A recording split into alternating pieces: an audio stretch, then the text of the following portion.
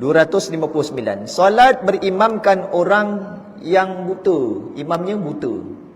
Orang yang buta dan orang yang celik itu sama sahaja daripada sudut kelayakan menjadi imam. Perkara ini dinaskan oleh Al-Imam Syafi'i di dalam Al-Um. Dakwaan ini berdasarkan kepada mereka berdua mempunyai kelebihan masing-masing. Orang buta tidak dapat melihat sesuatu yang boleh mengganggu kekhusyukan solat. Oleh itu solatnya lebih khusyuk berbanding solat orang yang celik. Orang buta, solatnya lebih khusyuk pasal apa? Dia tidak nampak. Kalau kita mata mengilau-ngilau, tengok kapet, tengok mata ni, kalau dalam kitab yang namakan kitab khusyuk mata, ketika dia sembahyang, ada ulama menyebutkan kalau sembahyang, kita kira berdiri, matanya ditengok tangan. Berdiri kan. Sembahyang, mata tengok sini. Nak jaga khusyuk mata. Rukuk, tengok tempat sujud ataupun tengok jari sendiri. Jadi mata kita tengok jari orang. Oh, ada cagu lagi contohnya. Tengok kan. Ketika sujud, tengok mana? Tengok depan lah kapet lah. Sujud tengok mana lagi kan. Hari ini orang sujud mengangkat-ngangkat tangan. Saya dah ulangi yang lepas, saya sudah sebut. Sujud, jangan angkat tangan. Dia kira dua sujud, yang angkat garuk-garuk belakang. Melainkan auratnya terbuka, wajib diangkat, tutup semua terus. Melainkan ibu-ibu tersujud di atas telkum, wajib bangun, betulkan, sujud balik. Jangan ada hari ini ibu-ibu kaum wanita sujud di atas telkum. Saya dah ulangi banyak kali, batal sembahyang, tidak sah orang perempuan yang sujud di atas telkumnya. Sujud atas telkum orang lain boleh tak? Tidak batalkan. Tapi kalau sujud atas telkum kita, jadi batal. Kalau tak sujud atas telkum, cepat-cepat bangun dalam keadaan segera. Sujud, ketika sebelum dia bangun, dia meletakkan kaki macam nak duduk antara dua sujud. Biasa kan, nampak kan? Jangan dilipat-lipat, sujud biasa saja. Kaki tu jangan diangkat. Nanti nak duduk baru angkat. Hari ini ramai orang sujud, kaki dia angkat silang. Tak sabar-sabar nak duduk antara dua sujud. Jangan buat gitu. Rukun sujud itu mesti kena sentuh. Walaupun berlapik, no problem. Yang tidak boleh berlapik lagi. Jangan disilangkan kaki. Hari ini ramai orang tengok di belakang. Kenapa dia angkat? Apa motif ini dia angkat? Jangan angkat, nak duduk baru angkat. Jadi itu sujud, mesti kena. Dan sunat dalam mazhab Syafi'i, tuan-tuan, hari ini yang datang pada hari ini, sunat mazhab Syafi'i kita duduk, kita sujud itu direnggangkan sedikit kaki kita. Jangan rapat. Ada orang kata rapat. Daripada mana dia tengok tu? Sunat mazhab Syafi'i direnggangkan sedikit, bukan besar sangat kan. Dan mazhab Syafi'i itu sembahyang tidak perlu kangkang. Hari ini ada lagi orang kangkang. Ada orang masih tak boleh move on, masih lagi nak menjarakkan saf. Kan? Dahlah jarak, dikangkangkan pula tu. Jadi saya tak tahu apa masalahnya. Jadi dirapat-rapatkan. Tidaklah perlu terlampau sampai sempit. Mazhab Syafi'i cukup sekadar bersentuhan sedikit kan. Tidaklah perlu terlampau rapat, kaki bersentuh kaki, buku lali, tumit bersentuh tumit. Ini bukan dalam mazhab Syafi'i.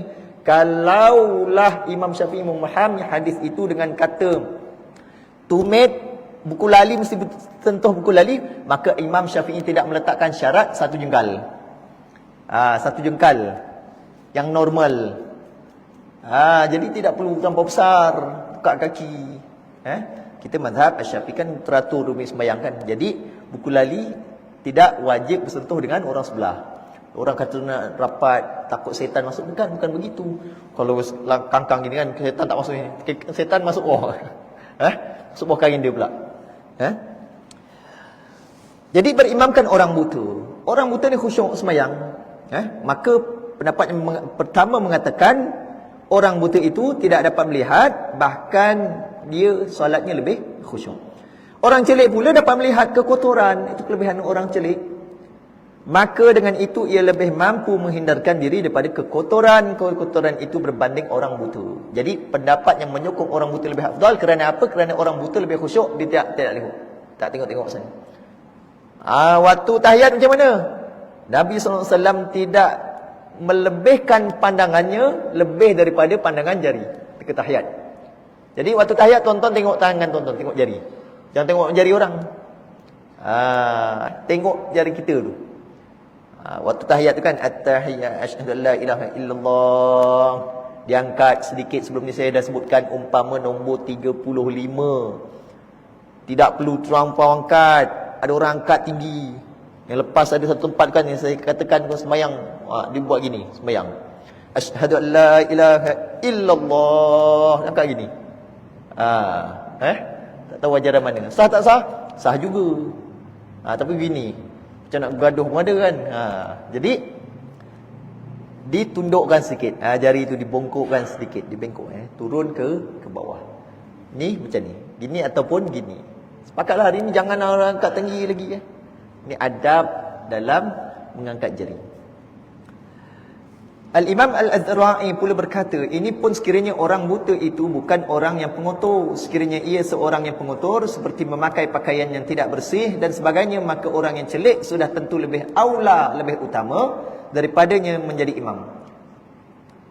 Namun demikian, Syekh kita, Syekh Al-Islam Zakaria Al-Ansari pula berpendapat perkara ini tidak perlu diperkatakan.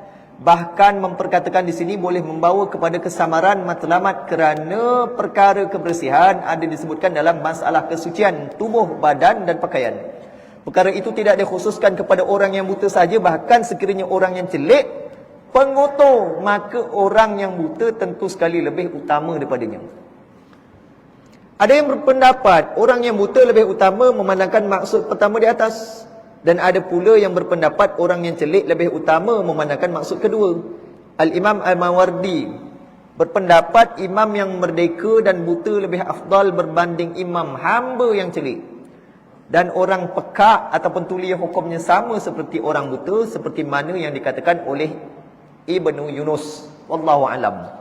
Jadi tidak perlu diperbahaskan sama ada buta ataupun celik. Kan kita sebelum ini kita sudah sebutkan ciri-ciri memilih imam. Yang pertama ialah faqih. Kalaupun buta itu dia memang paling faqih. Macam ulama-ulama di Al-Azhar, di tanah Arab, ada yang buta tapi menghafal puluhan ribu hadis. Subhanallah. Faqih, bacaan sedap, baca Qurannya mantap. Yang celik bahkan bacaannya tidak betul. Maka kalau dia pun buta, cukup sifat, cukup syaratnya bacaan semua betul dan pakaiannya tidak ada hadas, dan yang memandang hadas itu kelebihan kepada orang yang celik, maka dia lebih aula menjadi imam. Maka no problem kalau ada imam yang buta, kalau dia cukup-cukup syarat. Kalaupun orang celik tapi pengotor, maka dia tidak ada beza dengan imam yang buta. Jadi tuan-tuan rahmat Allah,